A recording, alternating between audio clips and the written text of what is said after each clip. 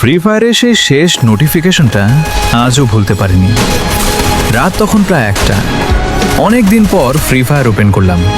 লবিতে ঢুকেই মনে হলো সব কিছু আগের মতোই আছে, শুধু মানুষগুলো নেই। একসময় এই লবিটাই ছিল আমাদের হাসি, মজা আর রাত জেগে বুয়া নেওয়ার জায়গা। 4 জনের স্কোয়াড ছিল। একজন না আসা পর্যন্ত কেউ ম্যাচ শুরু করতাম না। সেদিন হঠাৎ নোটিফিকেশন এলো, ইয়োর ফ্রেন্ড ইজ অনলাইন। নামটা দেখে আমি কয়েক সেকেন্ড চুপ হয়ে গেলাম।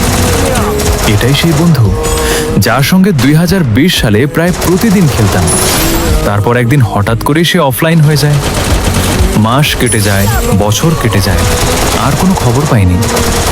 আমি সঙ্গে সঙ্গে ইনভাইট পাঠালাম। কয়েক সেকেন্ড পর সে জয়েন করলো। ম্যাচ শুরু হলো, কিন্তু আগের মতো আর কেউ হাসছিল না। দুজনেই চুপচাপ খেলছিলাম। ম্যাচ শেষে আমি শুধু একটা প্রশ্ন করলাম, এতদিন কোথায় ছিলি? ও একটু চুপ থেকে উত্তর দিল, জীবনের দায়িত্বগুলো গেমের চেয়ে বড় হয়ে গেছে ভাই। কথাটা শুনে আমার বুকটা হঠাৎ ভারী হয়ে গেল। আমরা আরও একটা ম্যাচ খেললাম। তারপর সে বলল, হয়তো আবার অনেকদিন দেখা হবে না, ভালো থাকিস। এরপর সে অফলাইন হয়ে গেল। আজও মাঝে মাঝে ফ্রি ফায়ার ওপেন করলে তার নামটা ফ্রেন্ড লিস্টে দেখি, কিন্তু সেই সবুজ অনলাইন ডটটা আর জ্বলে না।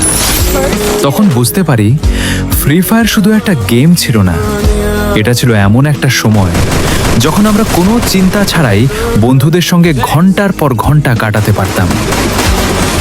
আজ র্যাঙ্ক আছে, নতুন আপডেট আছে, নতুন ইভেন্টও আছে, কিন্তু সেই মানুষগুলো আর নেই। আর কিছু স্মৃতি আছে যেগুলো কোনোদিন ডিলিট হয় না।